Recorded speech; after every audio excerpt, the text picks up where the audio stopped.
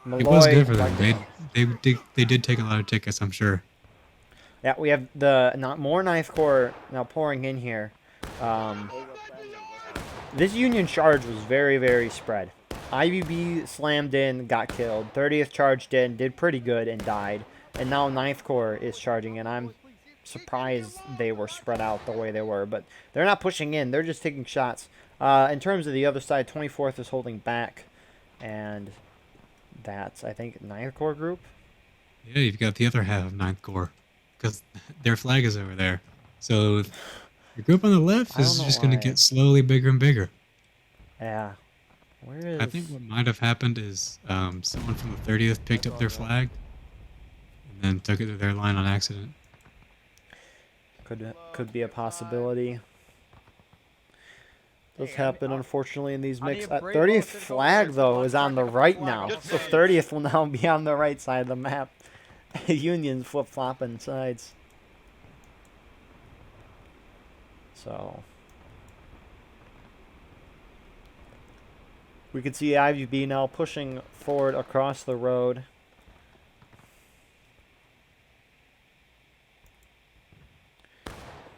Now, how is CSA's cannons flipped already? One of them is. One of the CSA cannons is already flipped. And I kind of doubt that the Union battery had been hit in that spot. Or maybe they have. Did they shoot? I don't know. Maybe they shot it and it hit a could be what rock and happened. it flipped? Maybe. Union But artillery almost ET. Union battery is coming in. Spread out, boy. That's Union artillery right there, right?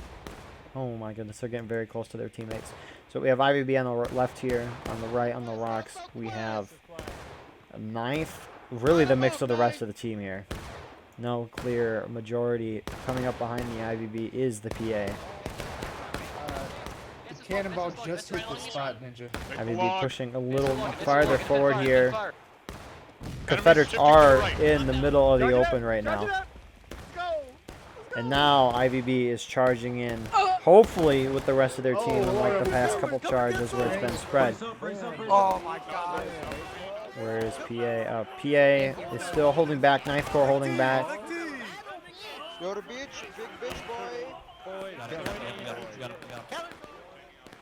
The CSA is now countercharging out towards the PA here. And they're going to easily wipe the PA. Is this all of Ninth Corps on the right here? No, it's 30th with Ninth Corps.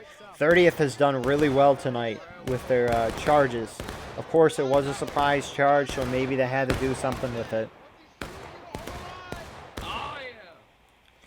But 30th taking shots at CSA. Confederates wiping 2 regiments off of this flank. There's something going on the other side of the map.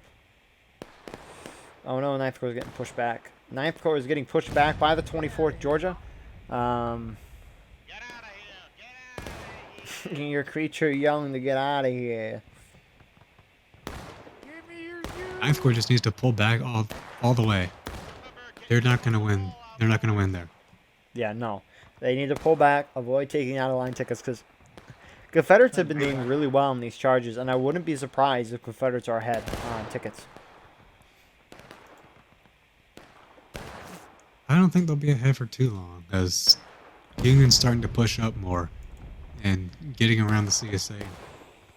At least equalizing kills, I think. That's true. That is true.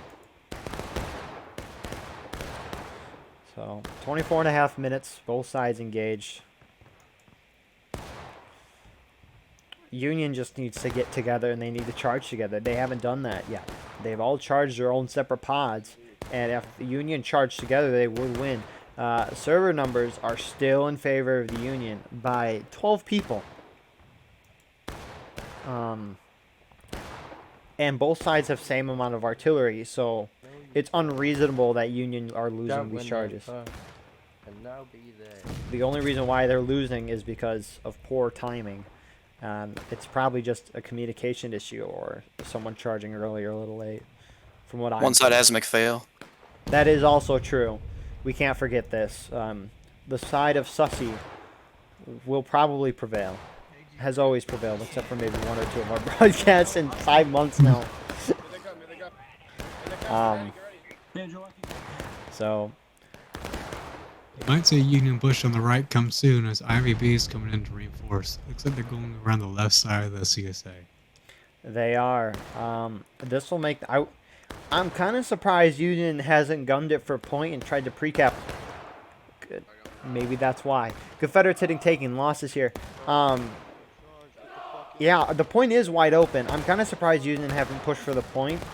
But I guess they're just trying to knock the Confederates down to breaking first. IVB charging in, a little trickled out here, but none of their friendlies charged in.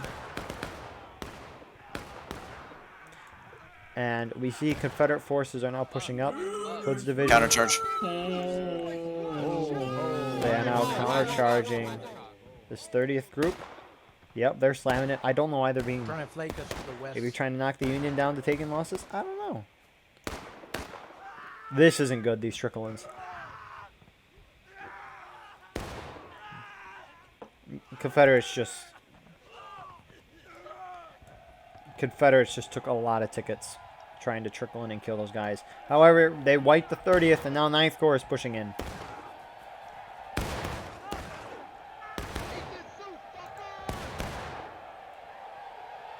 Wow. That's really all I can say. I mean, Confederates are doing what they need to do. Union is failing at trying to charge together. But moving up in the middle here is the PA. They're moving onto this corner position.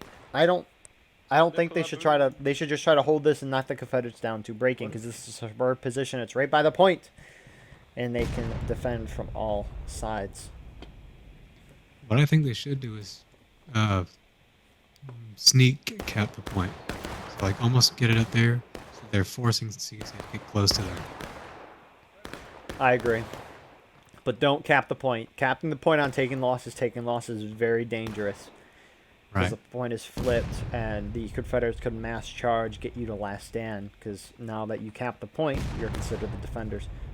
Confederate artillery getting maybe a kill or two there. I think so. Knocking the flag. Someone's got to pick up the flag. Low reaction time, There you go. lads. Woof. There was text on it. Pick up. I've never seen it before.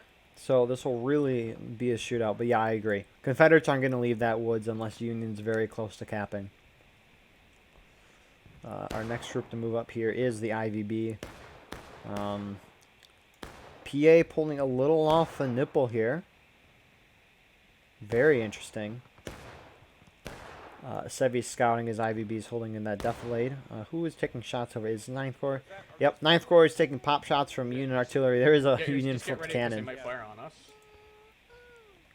But Okay, I don't see how that flipped. Because I'm pretty sure the CSA is literally impossible to hit that.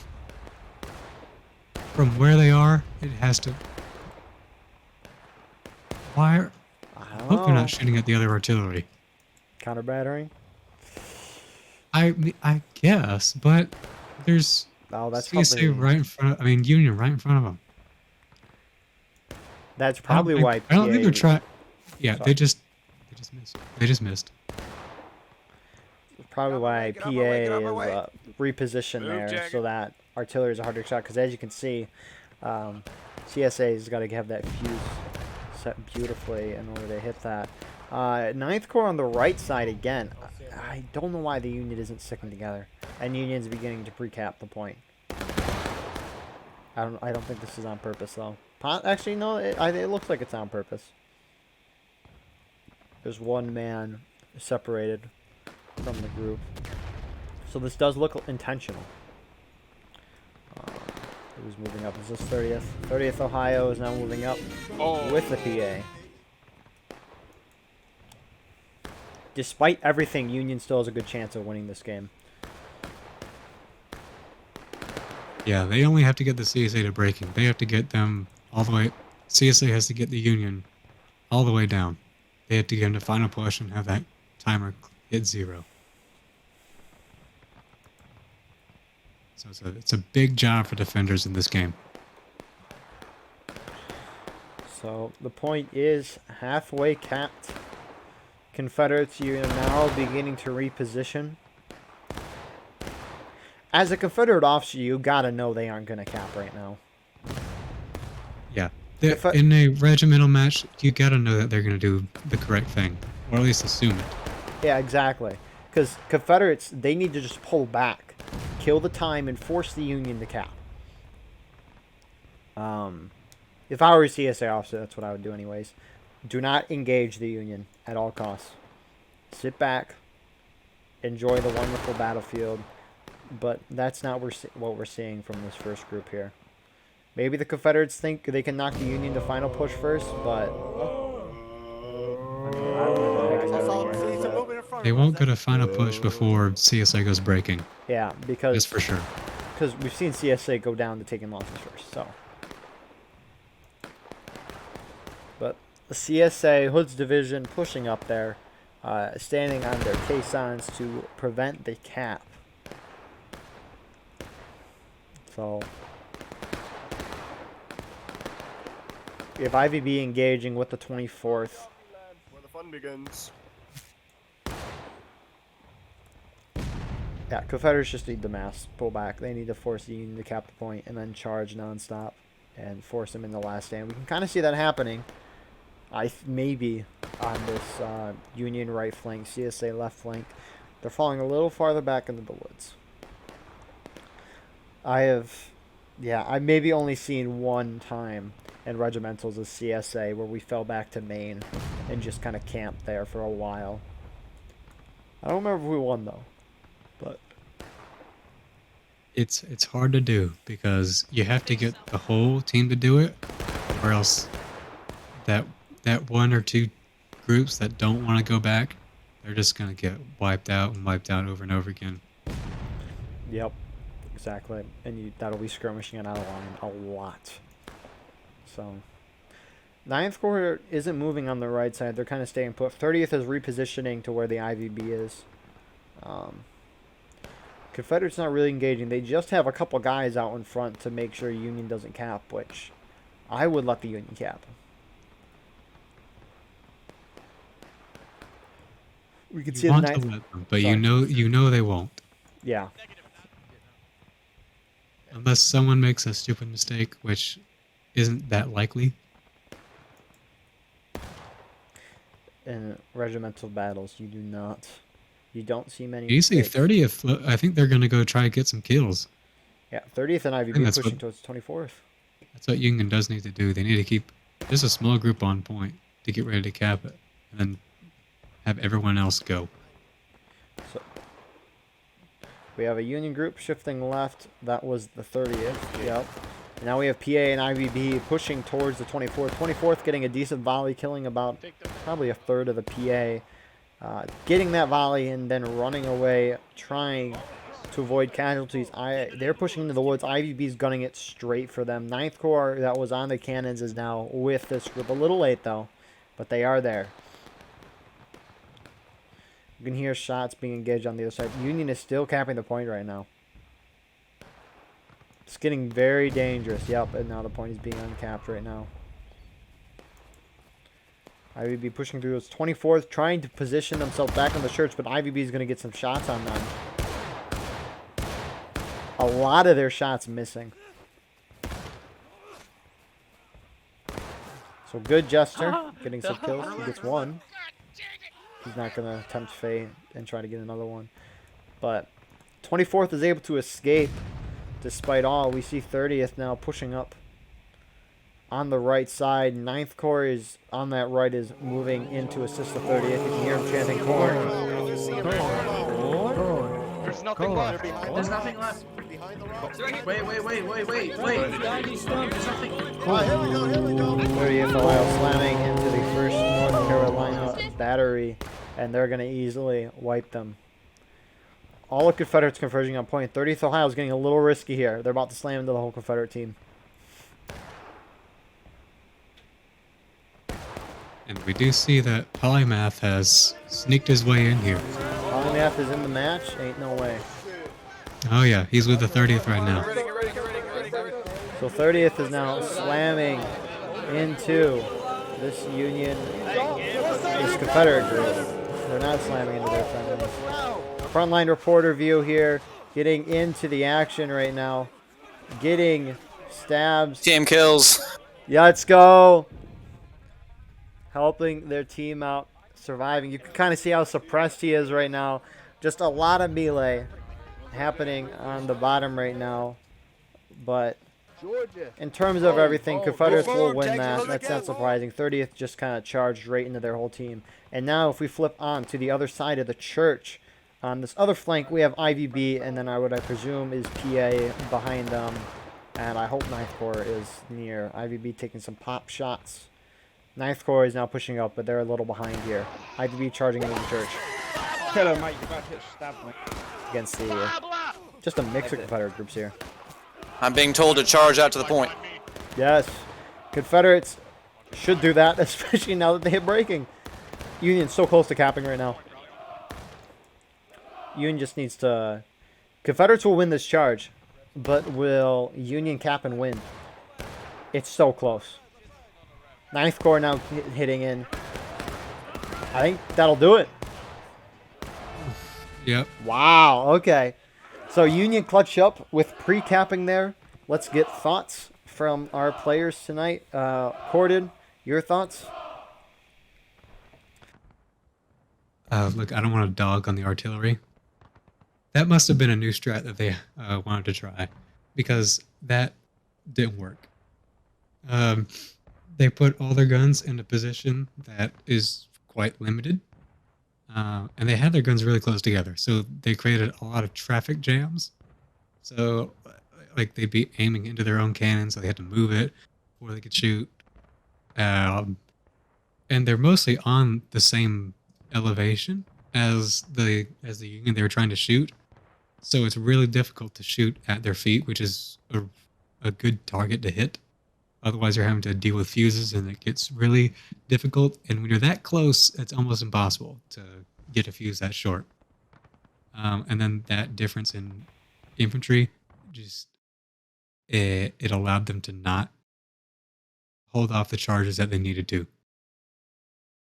Otherwise, I think they did pretty all right. I would say they were a little too close when they tried to engage the Union, at least in the shooting realm. All right. Thank you for your thoughts. McPhail playing the CSA. You have any thoughts for the round? I think they did really good early on, the CSA did, but then towards the end there, I don't know why they were just letting Union keep that pre-cap like that. I think the way to combat that is to get some guys on point and bring that down, so they have to commit more guys to point to get it back up, kind of thing. Otherwise, I mean, they just kind of let them do what they were doing and didn't do anything against it. Exactly. They need to all pull back, or they need to all stay up and make sure point was held, and they didn't do that. So with that being said, we'll see you in the next round. Here we are with our second round of Hill's Counterattack. This will be interesting. Haven't seen this in a regimental match in a while, so I'm intrigued to see how strategies have changed. IVB rolling really far forward in terms of where Union usually go. No. Union usually don't push up You this took far. our flag, so that must mean that you want to join. Discord.gg/IVB. Discord.gg/IVB. IVB trying to get Polymath to join. You can hop on the Discord with us if you want to hear what we say. Just guess. So, Polymath in this regimental match. We have 9th Corps behind IVB. A lot of people spread out, still trying to get their men. I presume this is 30th in the PA up here, and then 30th. Grant, play the music. Grant, I'll play the lead. music. Who's surprised? 30th is in the corner. Gentlemen! Gentlemen! Now, what I hope the CSARD is doing is they're trying to get the cannons through that right corner. It looks like Hoods might do that. Like, I love doing that when I play Artie, and I have enough people to actually push it. Otherwise, it takes forever. Because if you look on this corner, you can actually get it through the that little opening there with a little bit of wiggling and hope. oh, Been able Yeah. to do that forever. But once they updated the vehicle system and the wheels became solid, it was a little more difficult. So you kind of have to ride that snake rail up, turn the cannon a little bit so that the wheels plop down, and then you can pull it back. This is actually kind of fun. Or they can just go along the snake fence and make it a little easier. This is kind of fun to watch, actually. But, that's actually smart because now CSA artillery can hit that Union corner. Yep. Or I see it way better. That is very, very smart. So, in terms of I have seen Sorry. some people shoot from the that left battery at the corner, but it's a very difficult shot, and you can't see if the Union's even there.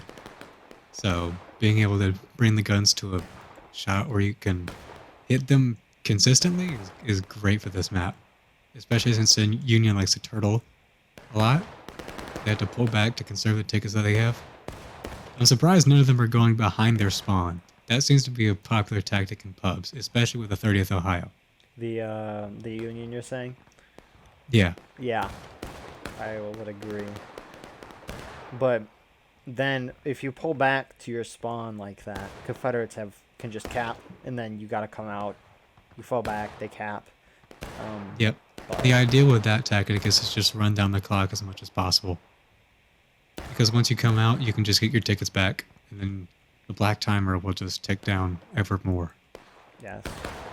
So, in terms of the Confederate assault here, we have some of Hood's division on the left here. In the middle, doing rising volleys, is the 24th Georgia, and then on the far right, we have A&V in the back here, and then up front is more Hood's division. McPhail, what Confederate group are you with, so our viewers can know? I'm actually with IVB. You're Oh, he switched to Union. Ah. You said to follow polymath, so That is true. That is true. Oh, I'm dead now. But we're just basically taking volleys to those guys on the fence. They are.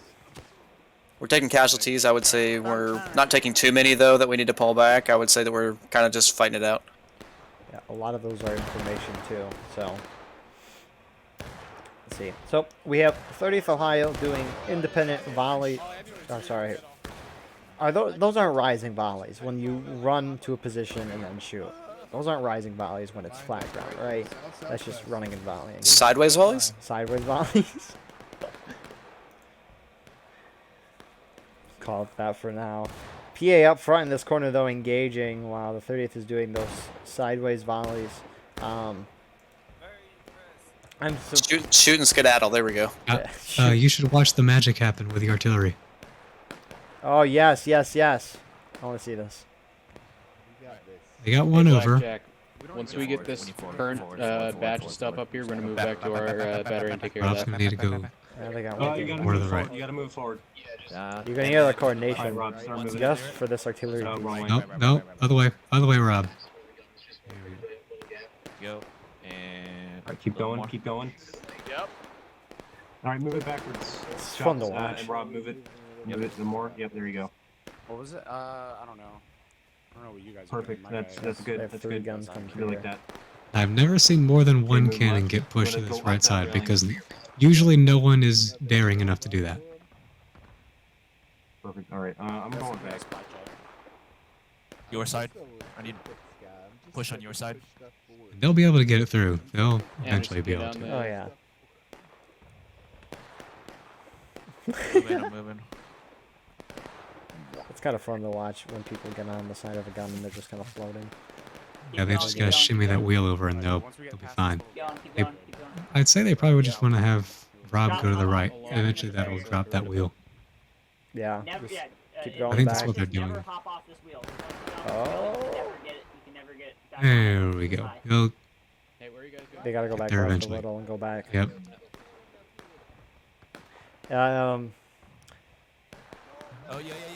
Anyway, I think they got it.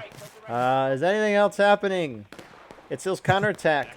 So nothing really too much. Usually we see charges down this left. Not really the right. It's usually shoot out on the right. You can see they kind of repositioned. PA fell back to the corn.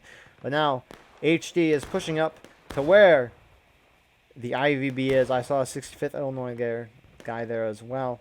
They aren't stopping. Let's cut to our frontline reporter in case something happens, which I think something will happen. IVB repositioning. Yeah, I think they saw it. IVB getting a couple of kills there, but HD not really dealing too much damage here. HD yelling to fall back here. IVB held their ground. Now Ninth Corps is pushing forward, taking shots at that Confederate group. So Union is able to successfully hold the HD push. Again, Confederates are doing what the Union did last round. They aren't charging together, but at least they're being aggressive. Have they gotten so they got the second gun through, third gun. See, I'm flawless. I don't mess up. Chance says he doesn't mess up. So now, do they usually just keep the caissons on the other side of the fence corded, or do they try to get them over too? I don't think they should. You're gonna keep those cannons close to that snake fence to get as high up on that hill as possible. So you just try and keep them close on the other side. You just hop over. They're keeping them a little far back than I think they would have. Weren't even there yet.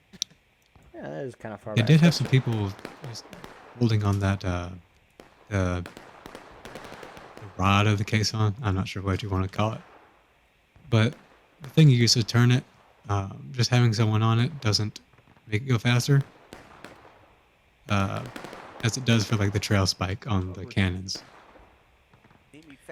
So HD now charging into the IVB again. IVB is going to have some easy shots here. They should anyways. McPhail going down there. But melee is ensuing. More IVB are at this position. But they aren't really killing a lot. This is really just not even a charge. It's just people trickling over. IVB and Ninth Corps should just, they shouldn't charge out. They're going to take out of lines like that. Or maybe not, because they pushed them back. In terms on the right side here, nothing really too much going on. A&V is taking shots along with more of HD against the PA and the 30th. It's really just kind of a spread out fest. There's some of Ninth Corps there as well. No one's really being aggressive. You can see on the other side of the map that Ninth Corps ran up, did a volley, and falling back. HD is kind of just holding there. 24th is doing rising volleys, though. So, it's Confederate artillery 10 minutes of the game, shooting their first artillery shots. They were a little short, but I guess that's understandable coming over to these positions. I'm surprised. No, they've left one cannon at the corner and they're trying to break another one up. I don't know why they're doing that. They just need to get the cannons that they have up and running first. Like, how many men do CSA have on artillery right now? Do you think the 24th is communicating well?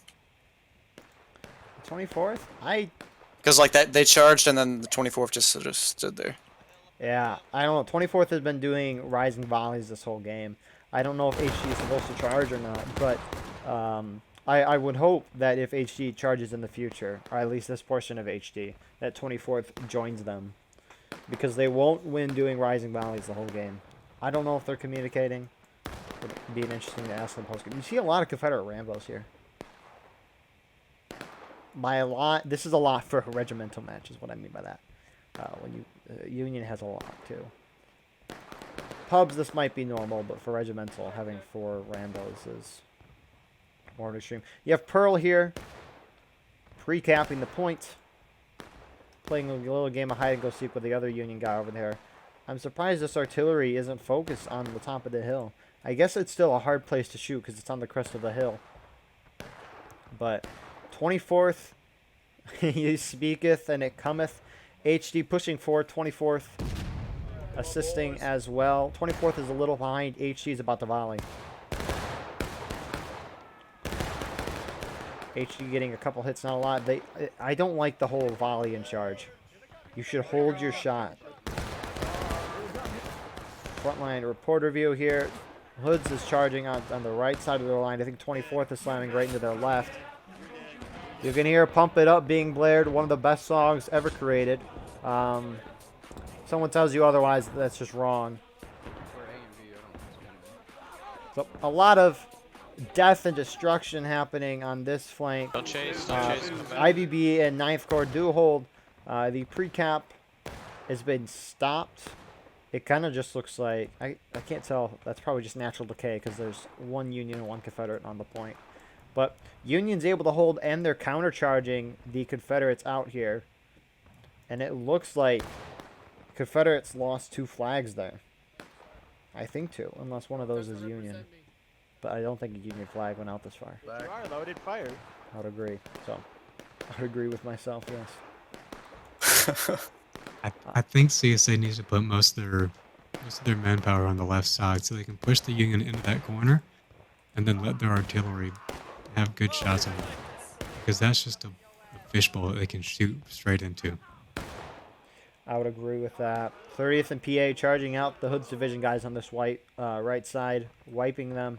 A and V is still holding here. Yeah, I don't think we're going to see 30th or PA shift to the other side of the map if one of those 2 Confederate groups on the right shifted to the left side.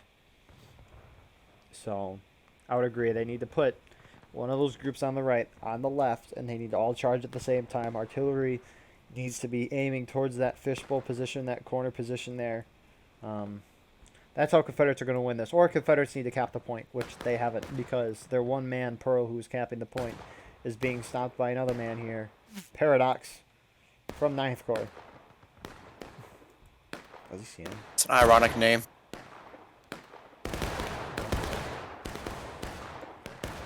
So, 9th Corps getting some volleys at the CSA respawns here. Union, interesting.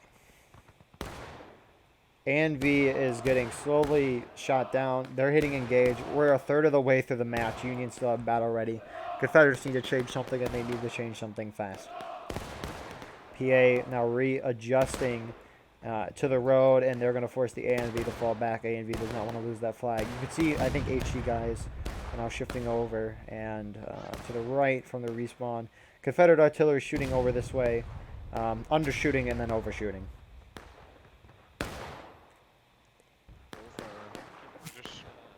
British. What? Those guys on the left are actually getting kills. They're outnumbered by 6, and they've got 15 people on artillery. And they're trying, and CSA's trying to do charges when they're outnumbered. That's not going to work. I know they might not be able to know that they're outnumbered, at least at that point, but now they definitely know that Union has more on the right side than they have on the left. Because what? Union has 104 men. They don't have infantry.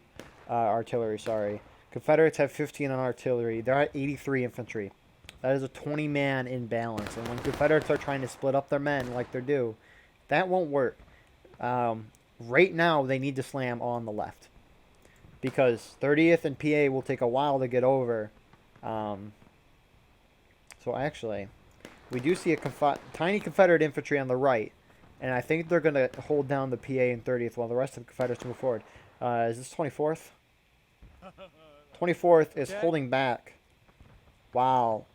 HD is beginning to push again through this woods using the bushes cover. IVB holding back behind the bush as well. Waiting. Beautiful line.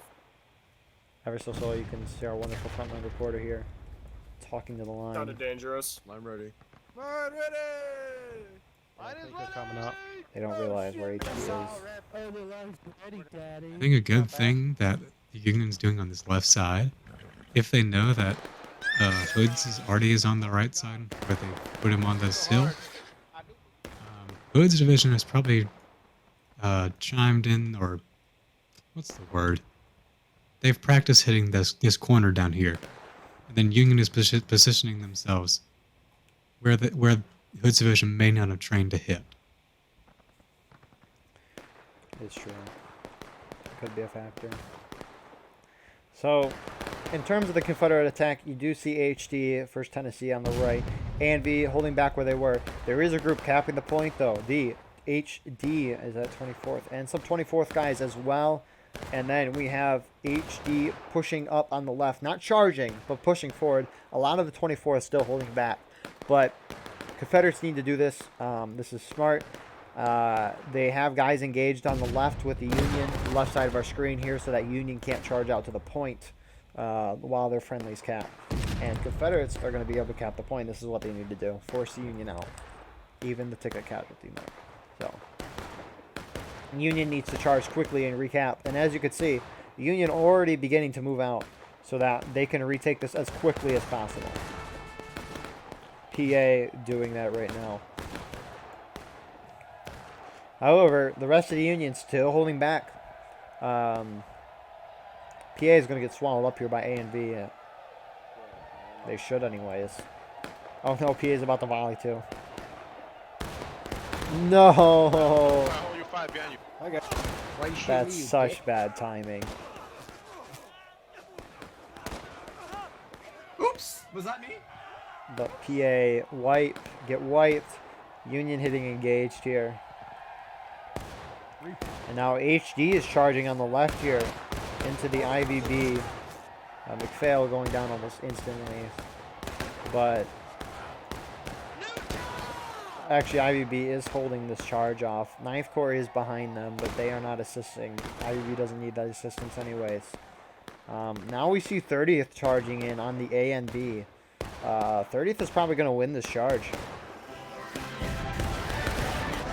They will win this charge. Hold the fence. So the reason why you want to retake the point as quickly as possible, because as the defenders, if you have a lower percentage of tickets than the attackers, when you recap, you'll go up to the attackers' overall percentage and regain tickets. Confederate artillery getting some shots. And the longer the counterattack goes, the more the attacking team, the Confederates, who are now the defenders, are taking casualties. So if you recap, you won't be able to regain as much tickets.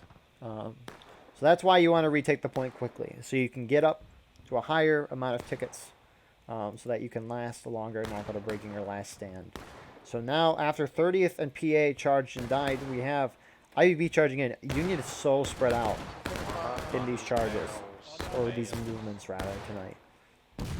Now 9th Corps is being to push in behind IVB. They need to charge now, or else Confederates are going to hold the point for a couple minutes longer.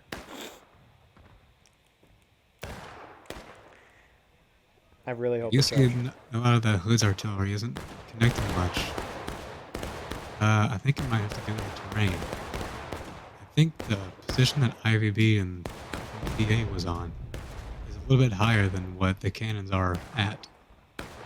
So they're having to do more with fuses, which they haven't been successful with. A lot of the shells have been landing on the hillside behind them, just killing a couple people with going straight through them and not exploding in the line.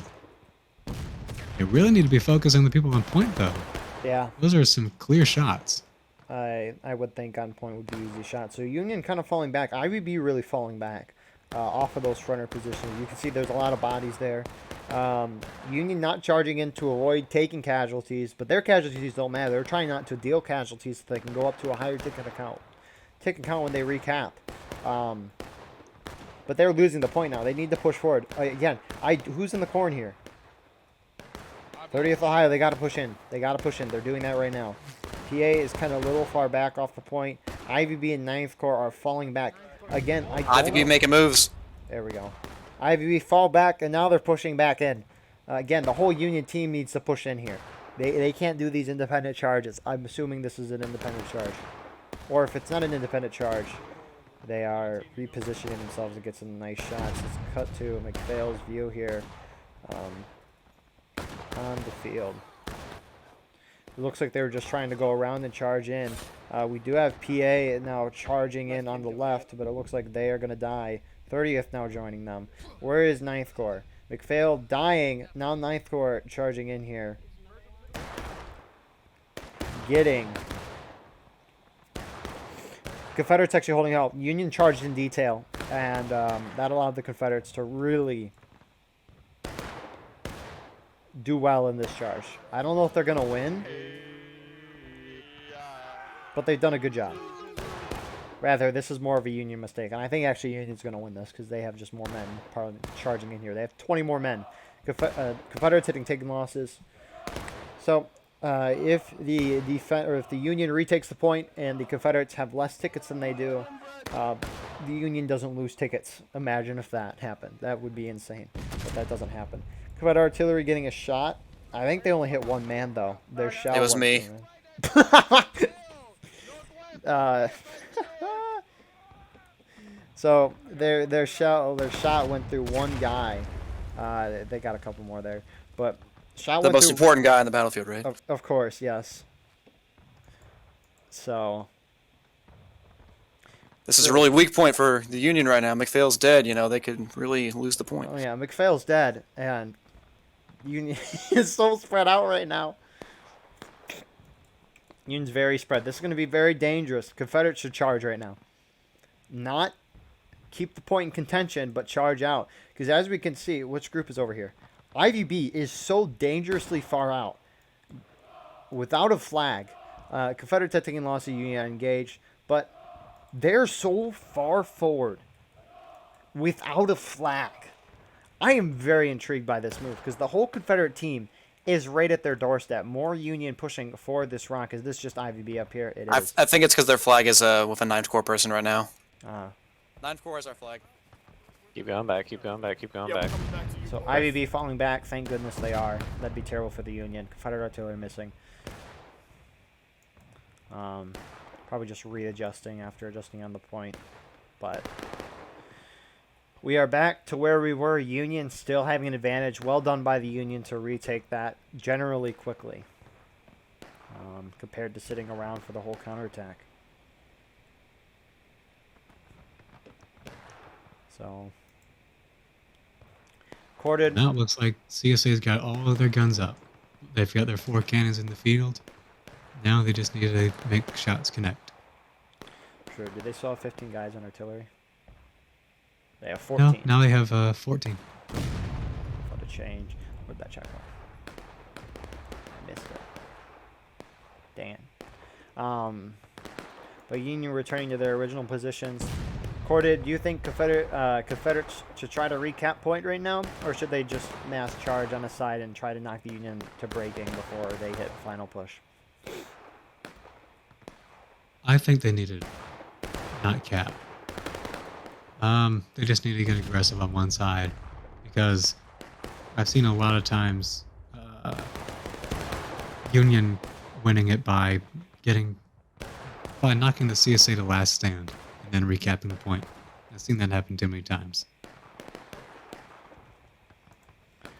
That is a fair point. Especially, yeah, because Union's ahead by so much and they're taking losses right now. But Confederates are moving on to the point. The counterattack will be 12 minutes long. That is plenty of time for the Confederates to go down to last stand.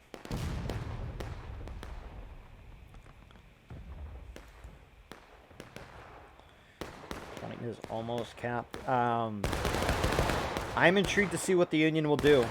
IVB now beginning to push out here. Sevi, I don't know how much he's leading, but he does know about the point flipping. So I wonder if that's what he's gonna. I wonder if that's what the Union is gonna do. Point is capped. 12-minute counterattack. Union just needs to be mass aggressive. They could knock the Confederates in the last stand, but it's very risky. Very risky. But they're so far ahead on tickets that they just might recap the point. Being told to charge. So, yep, you could see IVB now slamming into the Confederate line. On top of that, 9th Corps is joining McPhail in the middle of the charge. Going down here. But you can hear Pump It Up being played again. The best song of all time. If you think otherwise, you're wrong. Worth it. I got the flag. Union actually losing on point here. Both sides are taking losses. Union just needs to charge and be aggressive now.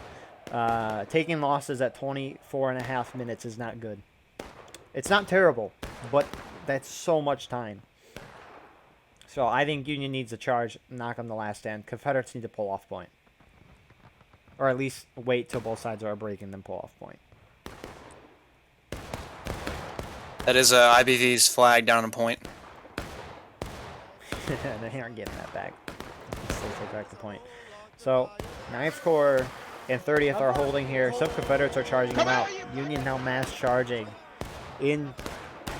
Mass charging, not really a mass charge. It's not like it's a lot of them. But they're now charging in. A lot of them dying before they even come in contact with the Confederates. Who is charging from the spawn? Is this? Yep. I think IVB. Yep. IVB is now charging straight in. I think this is what Union's trying to do. Union should not recap point right now. They just need to slam the Confederates non-stop and not recap. Confederates need to wait for both sides to get breaking, and then, what's the word? Yeah, fall off point. Let the Union recap. So Yeah, PA, they definitely need to let them recap because they've got 24 minutes to get them to breaking. That's enough time. exactly. And once Union hits breaking, Union's going to have to go out in the middle of the field. And then from there, it's an easy last stand. But I know historically it is hard to tell all your men to pull off points. It's a very hard thing to do. It's also sometimes confusing, but yet is what they need to do. Union charging in. They lost the charge. That's good for the Union. Union does not want to retake this point right now. More Union charging in 9th Corps. Slime in here. Union guys come from Salon spamming in here. Both sides will probably get breaking within the next 2 minutes. At least, I don't know, actually.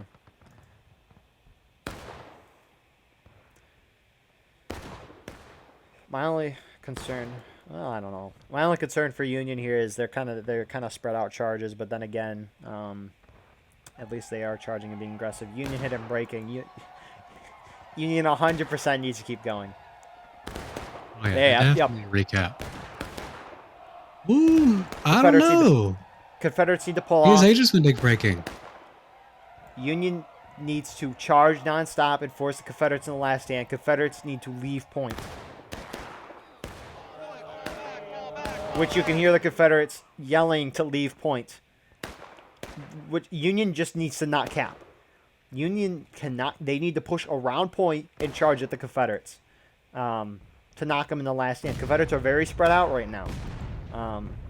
So Union just needs to not get on point. As you can see, Union is really avoiding point. They have guys on point and they need to get off.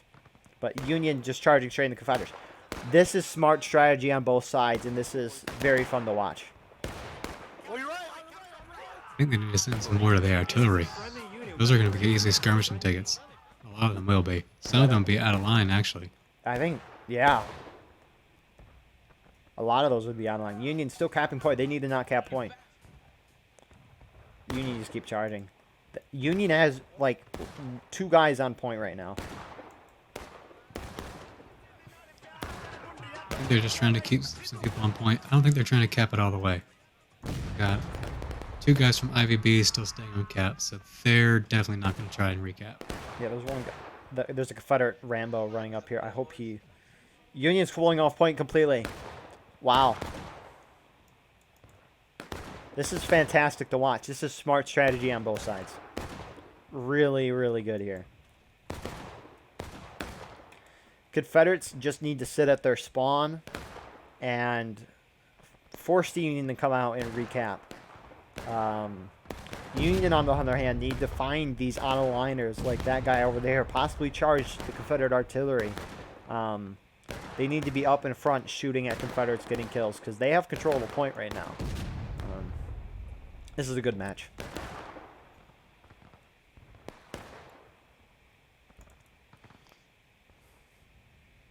It definitely is. You don't usually see the Union being ahead on tickets this map.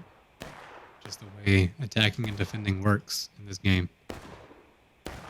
They got 6.5 minutes to get into last stand. I think they can do it.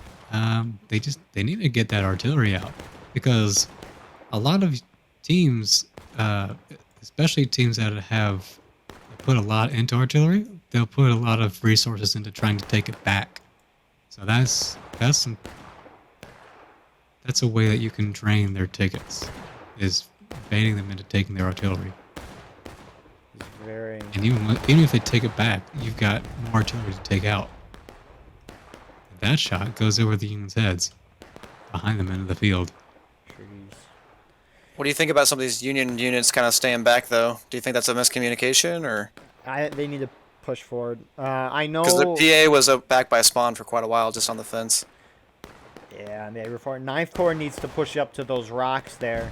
They'll have nice cover and have nice shots, and even having more secure position over the point. 30th holding back, PA pushing forward here. I think PA is going to go for the Confederate artillery over here. I hope they do. I think 9th Corps should push all the way up to that corner. I think Can Union go they've there? got enough people. There's not. I'm not sure if they can go there, but they should at least try and get close. They'll definitely have the manpower to stay. Yeah, I agreed. Confederates aren't going to charge them out either, so I'm intrigued to see what PA is going to do here. 30th now beginning to follow the PA on the left side. You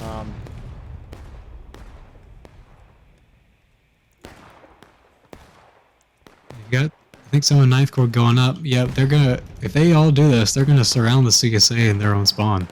Yeah. We see PA now charging out Confederate artillery. Yo, quit sponging, bro. Oh, that was murder. That was capital. You can hear one of the PSCs of the PA saying Ninja that he just executed, murdered a man while he's sponging his cannon. These kills are huge. I'm intrigued to see. CSA should avoid trying to take their artillery back. Those guys just need to respawn as infantry for now. If they die, anyways. Don't try to retake your artillery. You're going to cause your team to go on the last stand. And 9th Corps is beginning to push forward. Half of them, anyways. 4 minutes left on the counterattack. I do feel like the CSA already wishes they had kept one gun back, so that they can shoot at that group that's on the fence, PA, and now 30th Ohio getting a little closer. I think 30th should shift over more towards the middle where the IVB, or maybe to the right where 9th Corps is. But they'd get a lot more kills over on that side. Maybe. I think the position that PA has is actually pretty good. It is. The Yeah. 30th position, though, is a little too far back in my opinion. But, Yeah, I think so too.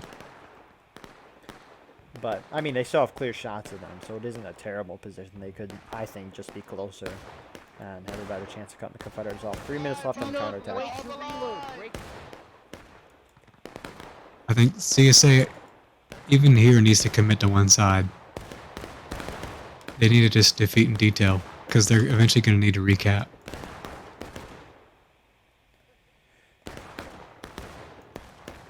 Yeah. Eventually, Union's going to have to... This is going to be very tight. We're probably... Honestly, right... So, if Union has more bodies on point, when the golden timer hits 0, there's going to be an overtime clock, right? 30th repositioning, I think that's very smart. So, Union could force an overtime on this counterattack and delay this process even further. And force the Confederates to come out to them. But, yeah, Confederates need to bunch up and move one side. 30th Ohio being very smart. They're pushing really far forward, actually. Farther forward than what I would think, but I like it. I do want to say this. The Union right now has a ticket advantage. Because even if they lose more tickets, now they're going to go to final push. And that's basically free tickets with the flag that they have up front, and they have their whole team up front as well.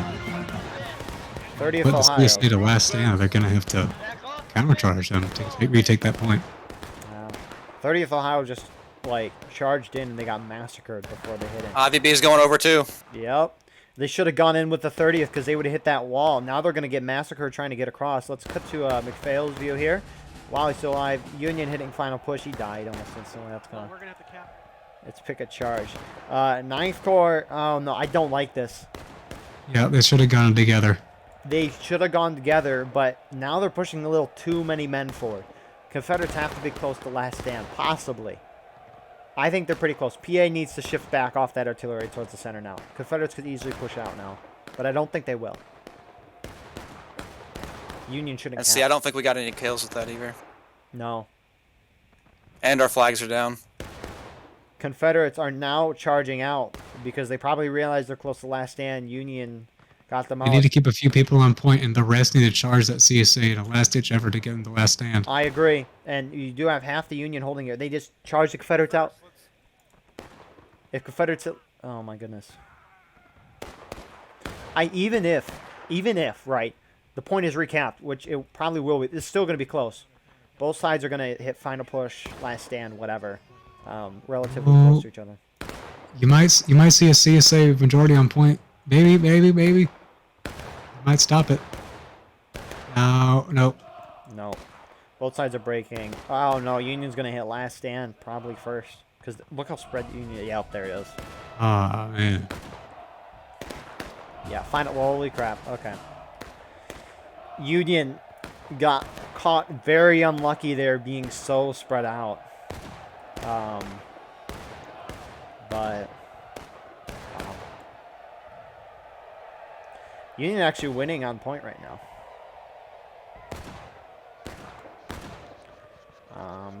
More Union trickling in, but 2.5 minutes. A lot of Union died out of line in that last. Actually, how many Union reinforcements? A decent amount of Union reinforcements. Confederates, I don't know. I think Confederates have a good shot at winning this. Yeah, they've got the spawns for it. But if they just trickle in like they might do, then the Union could hit them. I mean, they could get the kill on them. This Union flag bearer, Webb, he needs to be out in front. He needs to take a bullet or a stab. You're not getting a response. So, Confederates taking some time to reform. Union pushing forward to try to deal with the Confederates in detail. Very, very smart. Oh no. Here come all the Confederates. Those Confederates out front are pulling back so that they don't get defeated in detail. This is probably the greatest round of Hills counterattack I've ever seen. Yeah, the Union definitely needs to push forward. To that straight fence, I think they should. And they shouldn't charge over it. They should just try and hold it. So, we have a minute 15. It's still anyone's game. Probably still Confederates, though. CSA needs to get over that fence, though. They have enough people that they're reformed. They gotta go. Yeah. Confederates, just keep charging in. You have infinite respawns. It doesn't matter if you're in formation, skirmishing on a line. Just bonsai in. If you get one kill, or if you distract a shot, that's still huge. And Confederates are now doing that. This should be a Confederate victory. McPhail is still alive. I think it will be. Yeah, Confederates now slamming. Let's switch to McPhail's view here as the Union's last stand here of the point. Taking the cowards away out. I'm running. What are the Union flag bearers? Union flag bearers need to charge in. That's 2. I got 2. There we go. Protect them. No. Oh, McPhail goes down. And with that, Union basically got wiped from the point, and that's the game. Corded, your thoughts? I mean, Union played it just about as good as you can. I think it really came down to the end. They tried to get CSA last stand, and they just couldn't get the kills on them. Some of the groups weren't pushing up to be able to do that probably in the most effective way, and they just kind of suffered from that. CSA at the beginning, and a lot of times throughout, just were reluctant to push, at least as a concentrated unit, and they just got turned away by the Union defense. Thank you. McPhail, your thoughts as a USA player? I thought we started really strong. I think that they just didn't coordinate well maybe at that point where they needed to. Like I said, there were some units that were standing back and some that were way up front. Like we had units that were all the way back in the corn still and on the respawn fence back there. And it looks like in the chat there was some miscommunication or maybe some arguments over the strategy. Yeah, that's understandable, especially with a risky strategy like that. So, with that being said, we will see you guys in the post-game interview. Here we are with the post-game interview for the NA Friday night event. It was lots of fun. We had Dunker Church on the first round. USA was able to win that map, especially after getting back into the woods. CSA did a heck of a job holding that map. And then we probably saw the best Hills counterattack match in WoR history, at least from what I've seen. Very good strategy on both sides. Very, very close, but CSA was able to come on top in the end. We have a bunch of leaders from tonight to talk about strategy and more. So with that being said, let us introduce our representatives from the USA team. We have Johnson. Hi, how you doing? Good, how are you? Fine. if you'd like to introduce yourself, like what Red Yeah, and Red. I am. Yeah, I'm Sergeant Major Johnson, 30th Ohio. Sweet, thank you. Next we have Grant. Hi, I'm Ulysses S. Grant, Sergeant of the 30th Ohio. Thank you. And then we have Ninja. I am Ninja from the Pennsylvania Army, PAArmy.com. Aaron Abu. Thank you. And then we have Red. I'm I'm Red from 9th Corps. Just 9th Corps. And then we have Sevi. Hey, I'm Sevi from the actual Irish group, Fabla, discord.gg/IVB. And now moving on to our CSA leaders for tonight, we have Kronk. Hey, Captain Kronk, 24th Georgia. And then we have Pearl. Hey, Pearl, Lieutenant Colonel of the 24th. And then we have Shanks. I'm Shanks, I'm First Lieutenant for 1st NC's Battery 8. All right. And then those are the CSA representatives. Now for your team for tonight, you had myself as Guardian Eagle announcing with Corded. I'm Corded, Captain of 6th Louisiana. And then our frontline reporter who played CSA the first round, then USA the second round, we had McPhail. McPhail. That's your cue. Oh, sorry. No, you're good. I didn't know I was supposed to say anything. I thought you introduced me. Oh, yeah, no. Introduce yourself. McPhail, 5th Florida, for life. Sussy Brigade. Scott's is my Major General. Hashtag. Justice for Booch. Thank you. Justice for Booch.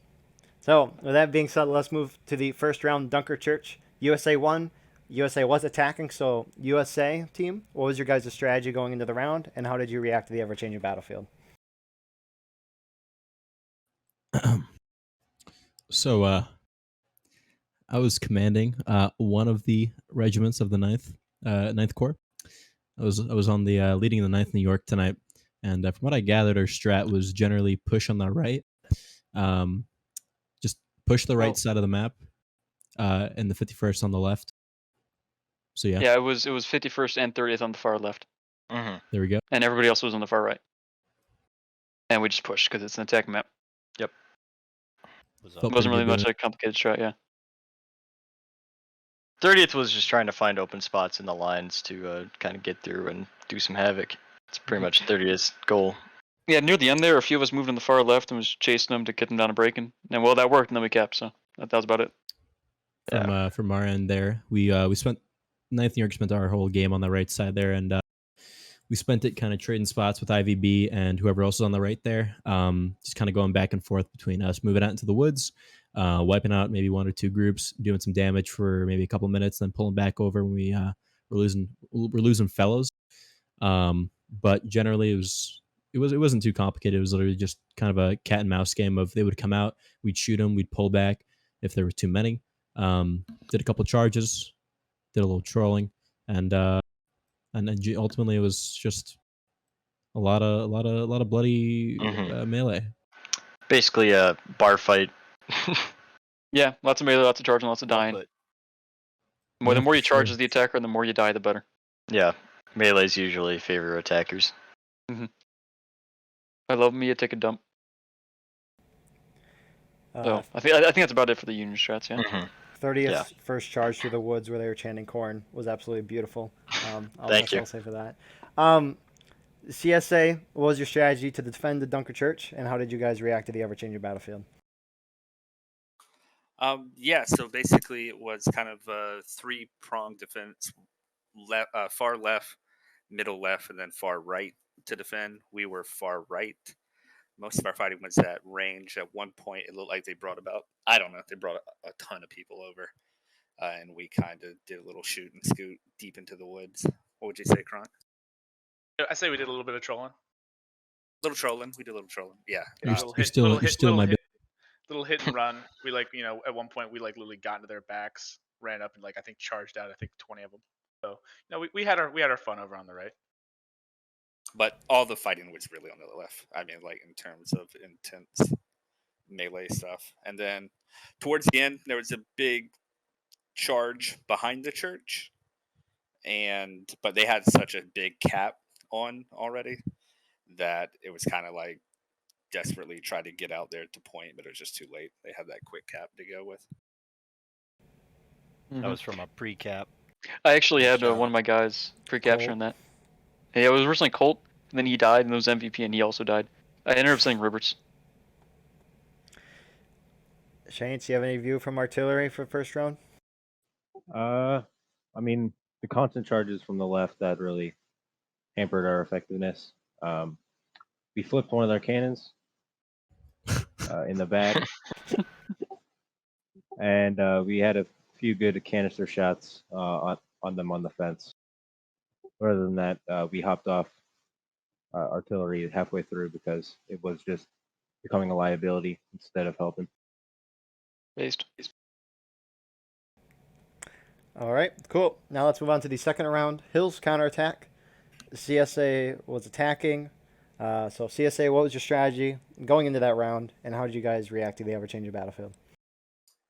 Yeah, so once again, kind of a three-pronged thing: middle, left, and right, top of the hill, and then kind of a group through the right. And then we knew we were going to have a bunch of guys on Artie. I think we had like 15 guys on Artie. So it made it tough infantry-wise early, but we kind of figured that once we got the Artie going, because they I think had to move, Chance can say better, but they had to move a pretty good bit to the right.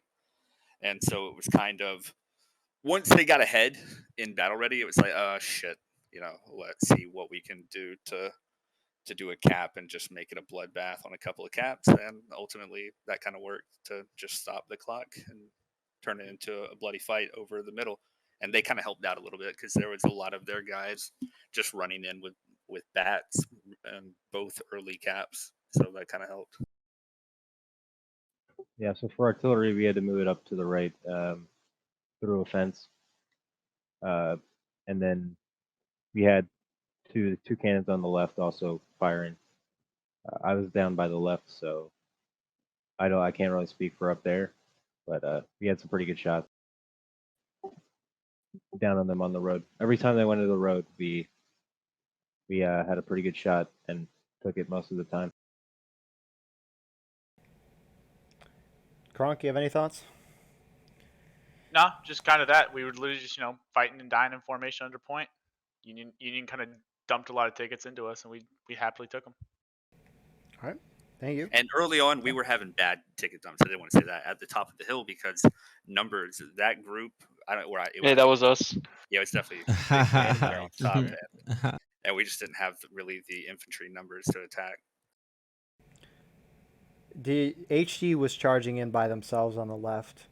We charged in with them at one point. Eventually, but the first two charges, I think it was first two. Was HD just doing that by themselves, or was that miscommunication, or? I think it was just them charging. They were just trying to push, and they were just trying to put pressure on them, trying to get the tickets down. Oh, that's understandable. Thank you. Yeah, we were kind of behind the middle, definitely, kind of always kind of prepared to be the ones to go cap point. Cool. Thank you.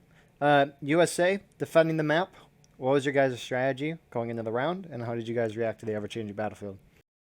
Well, it was like 9th and us up on the right, and I'm pretty sure it was 30th in the center, and or was it 30th on the far left and PA in the center? 30th was holding far left, and then PA was bouncing in between center and left. There we go. And road, yeah. And we made a point during Cord, and that we would, like we almost did it near the end there, where we were trying to hit him down to last stand. Didn't work out in the end though. Yeah, it is what it is. Mm-hmm.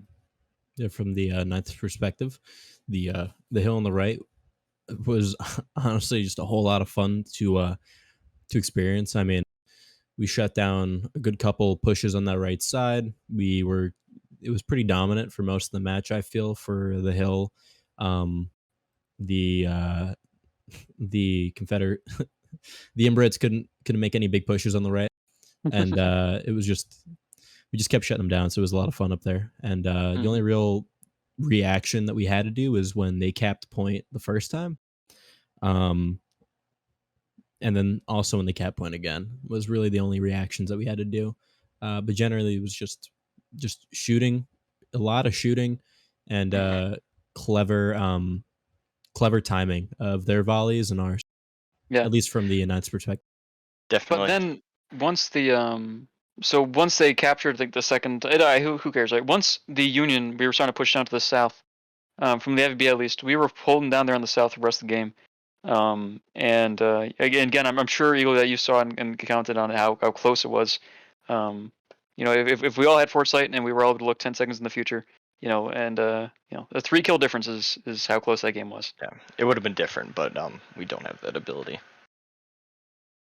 It was. We just suck, I guess. Yeah, we're just bad at the game. Yeah, but in all seriousness, if it was a very close game, and it really did come down to a 10 seconds. Definitely a Pyrrhic victory, I would describe it. Yeah, like it was. Isn't it I pronounced think it just came down to miscommunication. I feel from what I was experiencing listening to Jakars, who was handling comms and doing overall. There was a bit of confusion there at the end when it came down to those last 20 seconds, where we were hearing, cap point, don't cap point, push out, don't push out. Point is huge. There was like 100 guys on each side. Yeah, but we were just sporadic as fuck around it, so it was just tough to get a cohesive do this and also don't worry about cap kind of thing going. But I don't know, personally, from Ninth Corps side, we had a load of fun on both maps, especially second one. I think it helps you didn't die too much. But yeah, it was a lot of fun. Yeah, up there on the hill, we weren't really. I mean, when the HD was sitting there shooting at us, you guys actually were hitting quite a good number of your shots all the way back down the fence. But whenever you pushed up, we didn't lose that many guys. No, not to be rude, but yeah, the hill was a lot of fun and it came down really close. Definitely, yeah. 30th really played that cornfield to our liking, of course, Corn Brigade and so forth. There was a lot of moments where we had the ability to just pick apart CSA attacks that came up Union left. They did not support very well, and I don't know. We completely wiped them once. Yeah, at least. I'm not sure what was going on in CSA comms, if they were just kind of sending that unit out there to just be out there or what. But we were able to pick them apart pretty quick. We also were messing with their guns every now and then, keeping them on their toes. Yeah, I saw that you guys were able to get in melee with the guns. I didn't know. Was that because that they were moved that you guys were able to do that? We just wanted to rack up kills. They pulled them up, so we were like, oh, okay, let's get them. Was that in bounds? No, it was slightly out of bounds, but enough time. Yeah, there was enough time to kill and get back. That's Well, that might affect the CSA strategy going forward. Special shout out to Jakars, who did a great job overalling tonight. He's in audience right now. What's up, Jakars? What's up? He's a real cute fella. Yeah, I also want to give a shout out to First Sergeant Brattle out there for COing that game. Did good. I want to give a shout out to my mom back at home. We couldn't do without her. I'd also like to give a shout out to Sevi's mom. Beautiful woman. Great time. Ninja, do you have any thoughts for the PA for the second round? Just like they said already, it was really close at the end, which is really, fun. Even when, if you're doing it right, you can have fun even when you're losing. So that was a good time. We had a obviously fun playing the first one, but also the second one. That was nice and close. We had a lot of close engagements, which I like. I don't really like just sitting there shooting from far, even when you're defending. If you have opportunities, you still got to, take it. And we did. 30th helped us out on the left. It was a good time. Yeah, we had fun. Only question I had before we go to our other announcers and frontline reporters is at the end there, PA and 30th were on the left, IVB and 9th Corps were on the right. 30th repositioned themselves from the Union left to the Union right, and then charged straight into the Confederates, got massacred, and then IVB proceeded to charge in afterward. Was that meant to be a coordinated together charge, or why was it separate? And why did you guys charge? Which game? The Hills. The second one. Yeah, this was Hills. At the end, when you guys were shooting from the road on their fence, and then 30th ran in alone, got killed before they even reached the fence, and then IVB went in alone, got killed before they reached the fence. Yeah, we were of course started to go forward, and then they just kind of we realized it was not a good idea and went back. We were all starting from different charging positions, and I don't think we took it into account. Okay. Yeah, at that point we were just kind of focused on trying to get you guys into last stand before time ran out. So we weren't quite concerned with waiting or grouping up. At that point it's just you do or you don't. It was. I mean, like look at what happened. It literally was a 3-kill difference. So if we had gotten 3 more kills in any one of those charges, y'all would have hit last I stand. mean, before how the thing. close were we to that being like one of the most interesting hills? Yeah, games exactly, ever? right? So, It I mean, was but it was still, 3 kills away. Close. From my point of view. Oh yeah, but like it could have, like, imagine all that then turning into a Union win. That would have been like insane. That would have been crazy. That would have been I cringe. think it was still crazy. Yeah, that would have been crazy Still for you. We wouldn't have awesome. liked It was that. crazy Like, to me. that's the way it is. I can say it was pretty funny though. Pulling up after spawning in, running back with a bunch of 9th Corps guys, and then hearing Jerk was like, all right, they're pushing for the fence, go for the fence. I was like, all right, cool, let's go for the fence. And as we crossed over the hill on point, I just saw whoever the fuck was down there get mopped, and then I was like, well, if y'all got 3 more I don't kills, want to do that. And then I just turned us around. I was like, yeah, just sit right in front of point. You use some cover and just, I don't know, figure it out. Let's just try to do something here. But nonetheless, I mean, that was funny. That was entertaining. So, I mean, I enjoyed it. Not watching my teammates die, but watching my teammates die. Hey, if y'all had stand there and gotten 3 kills, just saying, you know. Oh, those If- 3 if- kills. If any one of us with one of our pistols was a I little didn't more have accurate. a pistol, so my Oh, sword okay. probably could have gotten 5 or 6, honestly, if I got in there myself personally. But Mhm. it's all right. Yeah, just Yeah, I focus on ran the and other- died your own out guys of will be good. bounds to kill some out of line arty guys at the end. Like I was. If you did that giving one more everything time, I had, dude. I had no time left to do We were it. so I was close. doing it though. I was out there slaughtering arty If guys. if 30th summoned the rest of Corn Brigade, could have won that easily. we got close enough to smell the rebels, and we were just like, no, it's all right. We didn't want to get anywhere closer to them because honestly, they were being nasty all game. I mean, they were being real sore up on that hill. So I don't think we just. Yeah, exactly. I think we just wanted to stay away from them personally. Rebels are stinky, so you know. Yeah. Yeah, thanks. Kronk, any thoughts on that? Hey, Kronk, why didn't you shower? Why didn't you shower today? I got my Old Spice deodorant. I don't need anything else. Oh, he's got the chemical burns. He's different. Never mind. This dude's tough. All right, cool. We'll move on to our announcer. Our other announcer, Corded, then we'll ask McPhail, frontline reporter, if they have any questions. Corded, do you have any questions for either round for anybody? On the first round, I have a question for Chance. Was that the first time that you guys tried putting all the guns on the left side? No. We did it one time, and we won 8 straight games on Dunker with that strategy.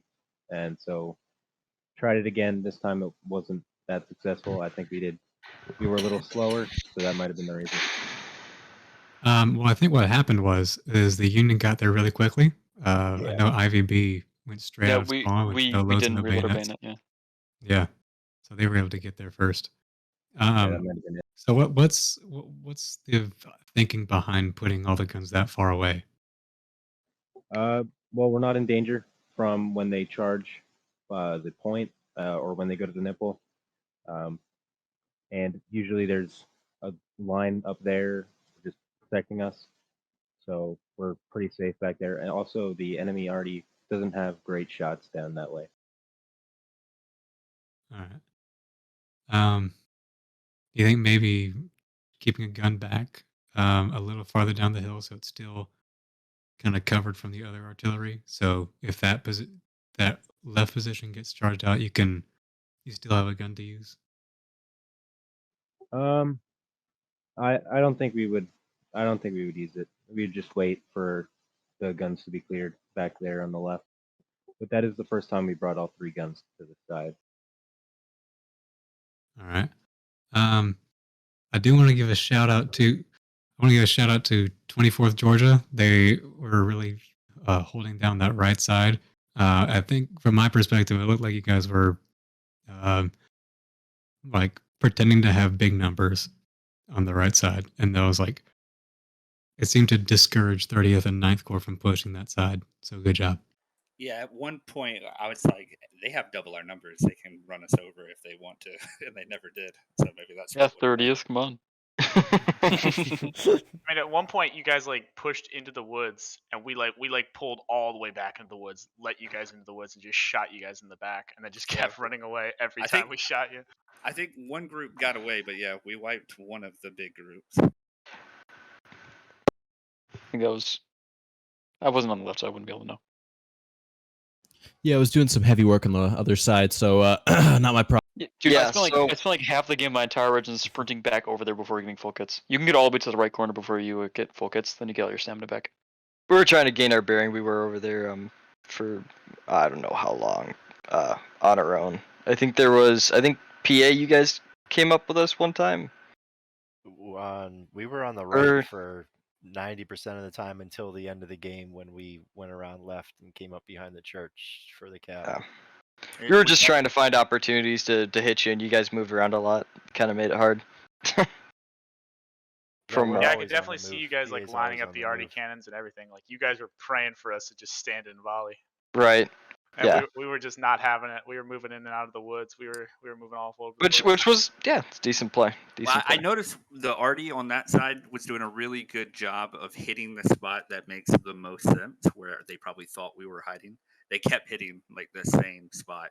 And it's like, yeah, that would be. I'm actually really curious how, or was it actually a strat to let us like take the right so easily there, or to get so far? It wasn't like coordinated, but once we saw the numbers, we're like, "There's no point in fighting this. It's just a ticket dump. Let's just let them into the woods and we'll shoot Okay, so them you down." were gonna possibly fight us at the fence there, but then fell back, or You talking about the very end when y'all chased us? no, in the very beginning of the game, like on Dunkers. Yeah. Are we talking about the Confederate right flank?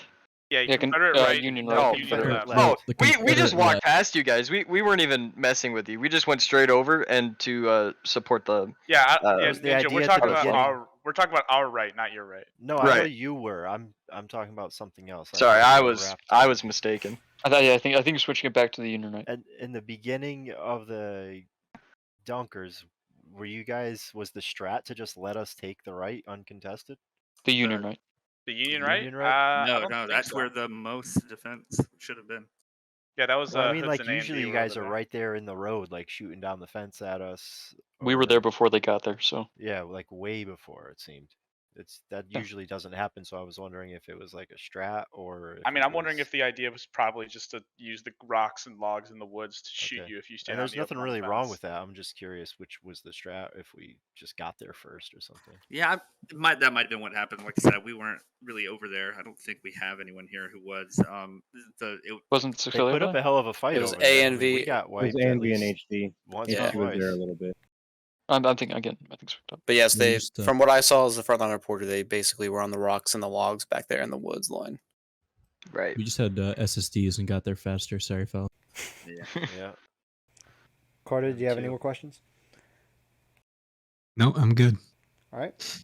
Thank you. Frontline reporter, McPhail, again, was on CSA first round, USA second round. Do you have any questions? I guess my first round of questions is around the pre-cap on the first round. So like Hood's division, I don't. So the guy here is from Hood's division. You're not one of the people in the infantry, right? You're from the artillery. I am from artillery, but I think I have a pretty good idea of what they were doing. Okay, because they like the Union was pre-capping. It looked like everybody on the left side of the CSA then fell back towards the point. And I thought that you guys were gonna like go on to the point and like stop the pre-cap or like reverse it a little bit, but instead they just stayed in the woods right behind it and let the pre-cap exist. What was the logic behind doing that? Because I mean, you guys were clearly behind on tickets, so you were gonna go down to breaking before they were. I'm not sure. I think we just weren't very worried about it. We were just trying to preserve tickets instead of getting out in the open, potentially getting shot. If you guys were trying to preserve tickets, why didn't you pull your whole team back to spawn? You guys were kind of. Yeah, you can total areas on that map. Yeah. It's It's fine if you don't. Hard questions. Yeah, that's like a hard question. Why didn't you personally do this? Hey, Lieutenant, why did you throw the whole division? I think a lot of it too was we were hitting them, like they weren't safe in the woods. Like 30th went in there, like messed with them a little bit. I think 9th Corps, you guys were doing some dirty shit in the woods as well towards the end there. We were getting nasty. Yeah, like they weren't able to just safely stack up. Well, but I mean, I was looking, so there was a good 10 minutes we were sitting in the woods behind point with HD and like with a good number of people, like 15 plus, and we could have gotten the cap and at least uncapped it somewhat. Sure, that's fair. There was a lot of guys on the nipple, and if you're talking about the time that there was a pre-cap, the IVB's line was like 5 inches away from that. The guy who was pre-capping. Okay, that was so my next if question. you Was had to ask walked you up, guys how many guys you had pre-capping or like Oh. managing it. I just picked privates were good. So hey, if he's watching this, Colt, and then when he died MVP, and then when he died, I picked a captain. But Okay. by the time I told Roberts to go there, y'all were already breaking. Okay, cool. And then CSA. This question's for you guys. On hills, do you think the Artie was worth it? Because there was quite a few guys you had on Artie. I was not thinking so. We just couldn't do anything. It was basically 2-1 at the top of the hill, which is where we saw the biggest group to attack. And you want to attack the biggest group when they don't have many, tickets to give up. But we couldn't effectively do it just because of the numbers we didn't have on the field at the moment. But it was worth it once they got in position and once we got it capped. I would say, yeah. It was about a 20-man infantry in balance. Yeah, it was tough. I mean, it was. When when I look up and I just see what feels like 100 people, because it probably was coming down the hill when they recapped the first time, because we held that first cap pretty good for the initial onslaught, and then just a wave of blue came out. It's like, yeah, we need more people in the field, because that was tough. And then my next question would be for Union. So you guys, on hills, sorry, the second one. I saw a lot of times where you guys were doing, just excellent counter charges, just absolutely perfect. Like on the left, I saw where 30th kind of like flanked him on the left, and then PA came out of the corner and hit him while they were distracted in the road and just wiped them. And then also like Sevi coming off a point and counter charging onto the road and getting them while they're trying to rally in the road after you guys wiped them off point towards the end. That was great. But it seemed like both those times, like you guys would push up then after that success, and then the rest of the Union wasn't really supporting. Like I know like Sevi and I think 9th Corps advanced, but I think 30th also went up on the left side. But I think the rest of the guys were kind of regrouping at spawn or still back on the back fence. I know because I spawned in a few times at main, and like I think PA was back there, like 1 man per fence post. Was there some miscommunication on like that initial time where you guys pushed way up to the road and pushed them into their spawn? So from 30's perspective, and I think Grant, you were in the Steam chat, correct? Yes. Feedback. Yeah. So actually, Grant, I'll hand off this question to you. What do you think about that? So we're referring towards the end of the game when we first pushed them, or when we pushed them back into their spawn, correct? Yes. So on that one, I think it was the problem of, I think some numbers maybe been wiped and everything kind of just was all at once happened. Because the clock was, I think we were about 2.5 minutes or so at the time, and we needed to do something quick, and there really wasn't a lot of time with coordinating. It was mainly just who was out there said, we're going to go and get them in their spawn, and then everyone else was supposed to follow suit. Yeah. It looks to me like, again, the IVU was up there at the beginning, but mostly we were there just because we charged those guys. Yeah. I would think it was just mainly the fact that everyone else was also losing a lot of men. And up there on the fence line, like the IVU, we were taking, like at no point did we have more than half our guys spawned in. It was rough. And everybody else was also taking heavy casualties. So I think like we eventually got everyone down that fence, but it did take a while because I think a lot of people just had to regroup and give response. I think But, rolling them up on that fence though was genius, Sevi. Like that charge forward when like they were regrouping so on the close. fence. Yeah, I mean that was a very good charge, and although all of those charges I died, that kind of sucked. I don't know if you saw that. I think I never actually got all my 6 special shots off that game. Yeah, it was good, but again, like I just think that like everyone was coming there, but it just took a while. So although I told my guys either spawn main and like sprint like nothing, but don't avoid the point, go around it, or wait for the flag. Like I just do not want my guys on the point at that time. So that's why I didn't see any of my guys pick at main. But yeah, I would just commend all you Union guys for. I mean, there I saw great charges from everybody. Even 9th Corps, you guys on the right side. There was a few times where IVB got charged, and then you came in with the counter charge and wiped out the Confederates before they could get their flag back. What can I say? It was very sexy what we did on the right, Red. We were pretty in sync over there on the right side. All I gotta It's say almost is, like me and Sevy have a connection. You add And then- 60 New Yorks to your New York, and you get my New Yorks. So it was kind of a weird match in my opinion. Like it almost seemed like the beginning was being won by whoever lost the match. Because like I thought CSA was doing great at the beginning of the first one. They were repelling those attacks. You guys there were some Union attacks that didn't even hardly hit the lines in melee before they were shot all down. Well, I mean, especially in battle ready, they destroyed us on the second map. I'm talking about the first one though. Yeah, but I'm saying on that second map, like yeah, I see what Phil's saying. Way ahead. I mean, they were Yeah. ahead until. I'm saying like basically the loser of both rounds was ahead at the very beginning by what I thought was pretty considerable amount, and then it just turned. Yes, that's accurate. Yep. I don't think I understood it the first time you said it, but that's accurate. It's all Red's fault. Yeah, for sure. Yeah. I think This, that's a lot to do with just the ticket balance on those maps. Yeah, that's what I'm Yeah. saying. I mean, you can only do so much. Yeah. And tickets will let So like you you do. have to That's true. keep on Like- the gas if you're winning in the beginning. You have to like stay. You can't get comfortable with it. What I think we saw is just a very common 200 player, defensive maps, where it's like it's hard to beat the defense, but once you beat the defense and once you get a foothold near the point and start controlling the point, you win the game. If you can keep it, yeah. Well, yeah, but like both those games, like with the moment the Confederates started early capping, automatically that's hugely Confederate favored, right? And same with the second round. The moment that we were able to start early capping, or pre-capping, not really early capping, that is a huge show that the attackers are now winning, in my opinion. Did y'all ever think about going out to wipe the group that is capping early? No. I mean, like we were gonna stop y'all before the cap, and we were just a little bit too slow. Yeah, we tried it once and got fucked up. So That was you coming from. That was brutal. Yeah, I think we were more so thinking near the end, like they should do the last stand thing,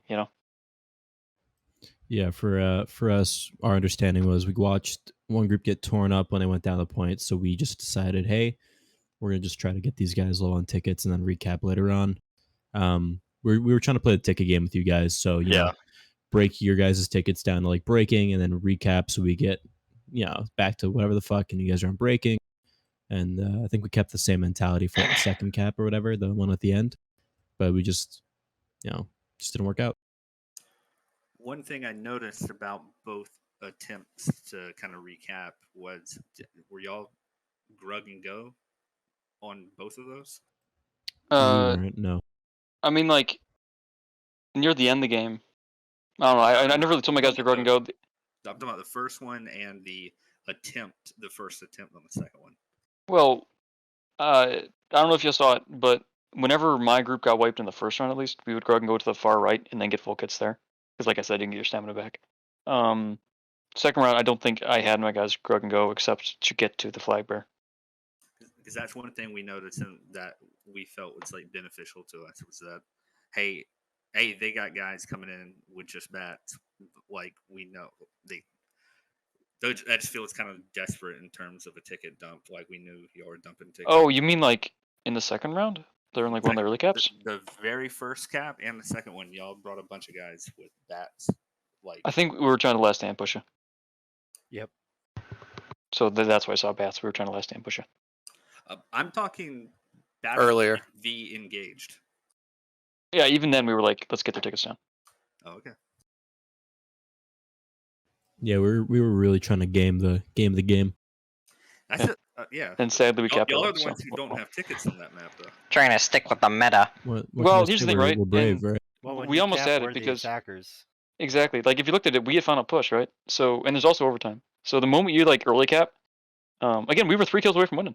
It was just very unfortunate that. Yeah, but after a huge, like y'all were way ahead on tickets. What I'm saying is that there was a couple points in the game where it felt like y'all dumped your own tickets on us. Yeah, during counterattacks. I'll agree with that. That Like that Pickett's towards- charge moment. Yeah, towards the definitely. end, that's what really screwed us at the end. that Oh, tank just think our if you ticket. don't lose all those tickets, because like you get no kills in that charge. No one shot a shot. Nobody made it to the fence. There was 0 kills that you got, and you dumped like probably a good 2 regiments full of tickets. Yeah, No. If you stayed on the fence and shoot it out, you would have at least got those 3, and then not lost all the ones you lost. At a certain point, when you're in a position like that, sometimes just monkey brain.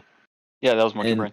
And But I also, will like, admit, if we had all charged at the same time from the same distance, we would have hit the fence and it would have No. been kills. Oh yeah, no. Yeah, But we that, were, that probably would have worked. Yeah. This is but we were monkey from brain. different distances. Yeah, it was monkey brain. We were just monkey brain at that point. I saw we were watching from the overhead. Obviously, we have the overhead view, but like we saw Ohio go past the IVB and then like up the hill, and we're like, oh, they're going to take the position closer up, and then just up and over to the fence, and we're like, what are they doing? yeah, well, because at the time it was in officer chat at least everyone. It was like we need to go. We need to get to their fence. need to We get need kills, to man. yeah. We need to get some casualties. Yeah. And so we took that as like everyone's getting ready to go in, so we just sent it. And after the round, the one of our NCOs, Brattle, that was leading that round, he even remarked after it that if he could go back, he would have stopped on that fence line and just fired and not hopped over immediately. Yeah. Yeah. That's what we did. Is when if we're talking about the end, when whoever charged the rep spawn or went up and over. That and was pushed everybody up. but you. That was everybody. Yeah, that was everybody but you. So what happened there was so we got there late, right? No shit. No, all right. Well, let me explain. We got there late because we were from further back. So we ran up, we got up and over, and then as we got up and over, we witnessed everybody in front of us get cut down real quick, and so we just lit them up. We just shot because like they were just sitting there waiting for us. So we just shot as much as we could. Got a whole bunch of kills, ran away. We didn't lose anybody, and we were like, all right, well, let's just wait for everyone else, I guess, and just sat there shooting them up from a like close range for a little bit longer. We didn't mean the bail from that. It's just we were just going to be giving them tickets if we went in. I think it was the wise decision. Yeah. My main regret was that we started capping, and the fact that we didn't use those extra 13 seconds of overtime or however much we had left. I agree. And if we had used those extra, like all the groups that were up there, if those people turned around and stayed in front of the capture point, on the fence line, like the rebels, I don't know why y'all charged there. There was no need for y'all to charge. I was surprised by that too. Yeah. Like I'll give credit to everyone who fell back. Like I don't think anybody expected the they're rebels to gonna charge. give us last stand. Exactly, but then we captured with like 20 seconds left in the counterattack timer. So if we had known they were gonna charge and all that shit. Either way. Yeah, I just that I was think half us were wanting them to charge a little bit more aggressively than trickle in like they did. Yeah, but then like they just up and over like with like a minute left. It was insane. It is what it is. Not a lot you can do about that, but blood for the corn god. Corn for the blood god. Indeed, there was a lot of blood. Although my game crashed like halfway through, so I didn't actually get to see the total. What was the deaths? Oh, it was like 1,600, 740 to 740. 1,500, yeah. Yeah, that's not that bad. People got fucked. I've seen worse. A lot of action, and especially in both maps. No, it wasn't like nobody sitting back shooting volleys at each other for half an hour. Yeah, definitely. A lot of movement, a lot of shit going on the entire time. So mistakes get made, and shit does happen. But it was a lot of good stuff. Yeah, it's good games. McPhail, did you have any other questions? No. Does anyone have any more questions or any comments they wanted to say for tonight's event? It was fun. Yeah, do it fun. again. Hell yeah. 10 out of 10 would do again. This is Last Friday events are kind of bad so far. So watch the clip from last Friday. We defended Schoolhouse and almost Graveyard. Oh, almost Graveyard. Well, on the defense, both. I'm not here playing for almost, Ninja. Okay. Well, maybe what if you were there, dude? I mean, okay, you're right. If I was there, swung the fucking whole thing. This is my first Friday event in almost a year. Dude, if not more, actually. I think maybe a year and a half, a year and a half, and this is a good time. Has Nathcore been doing Friday events? Yeah, I haven't been I haven't been active for like a year. I've only just got back. This is the IVB's like we just like change our schedule to do this event. So Like we haven't You're like welcome, ever Toby. done Friday We events. tested 400 player Eagle- servers 9 months ago, so we should. Oh, you're right. You're right. if I we was there had for to, that. So We could I don't want 400 player have it servers. all fit in. No, I one. prefer. I still preferred 150. They should never have changed that. I don't know about that. I'm Yes, a yes. one. I'm a 300 Yes, person sir, Sevi. denier. I'm a denialist. 300 player It didn't servers don't suck, exist. but it's better that it's. Let's crank it up to 500. Now here's the thing, right? Here's the thing, right? I would like to live in a world where there are multiple pub servers open and not just one. Open up your server. But we will. populate it. We'll never. Well, yeah, we'll populate. We'll just take away from the top up. You know. Buy the We'll game. If you're populate it. watching this video, buy the game. Buy the right the game. now. Buy the game. The Buy the developers. game. The developers keep making bigger servers and they keep Yeah. getting more empty. Yeah, buy the game. For the I love of disagree. God. Save your, Please, save your, bro. save your sanity. You hate Don't buy the horses, game. they'll never be horses, so you don't have to worry about it. No, for real though. Like really, like I want multiple pub servers, but the dev was like, yes, today I shall add an 800 player server, and then it will never get above 200 players. Personally, I want an MMORPG for the Civil War. Like Warlord, Fuck. personally. I would only play Everybody dying as of the Union. dysentery. imagine like World of Warcraft, but it's just like lines constantly like volleying at each other. So, That's it. Campfire Games, campaign 1.